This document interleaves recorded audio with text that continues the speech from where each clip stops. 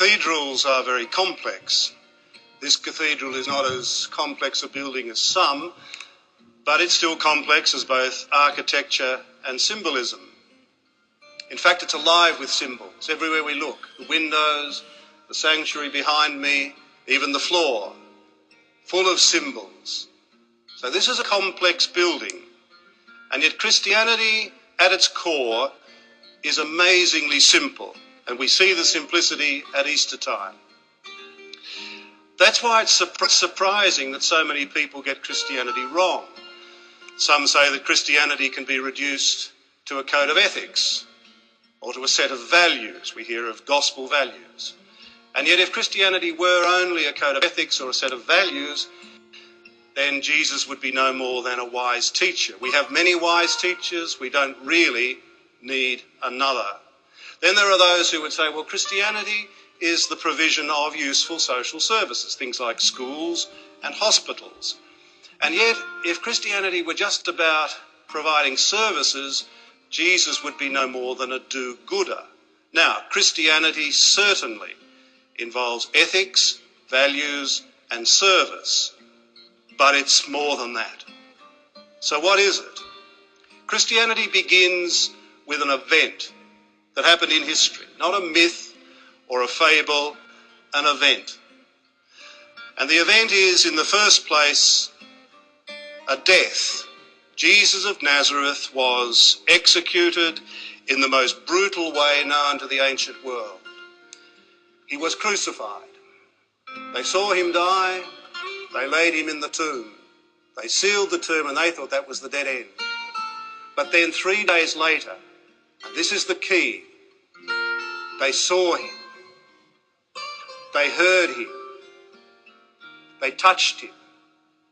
They ate breakfast with him. He could walk through locked doors, and yet he was no ghost. He said, "See, I am flesh and blood." In other words, the one who was crucified was raised from the dead 3 days later. And that's the event that makes Christianity, and that's the event, according to Christian faith, that makes the whole world go round. Because in that moment, when he is raised from the dead, there is a life that's bigger than death, and there is a hope that nothing and no one can destroy. Now, the event becomes an experience, because the Jesus who was crucified and raised from the dead is not once upon a time. He is here and now, raised from the dead this Easter, or he is nowhere and never. He comes to meet us. He comes to meet you. He comes to meet me. He comes to meet anyone with eyes to see him and ears to hear him. Now, when we do meet him, it's an amazing experience. And this is the heart of Christianity, because we see the truth of God as God really is. Not some tin pot God we concoct for our own comfort, but the real God. And we not only discover the truth of who God is, we discover the truth of who the human being is, who I am, who you are, who we are. And again, that's an amazing truth, the truth of the human being that we see in him.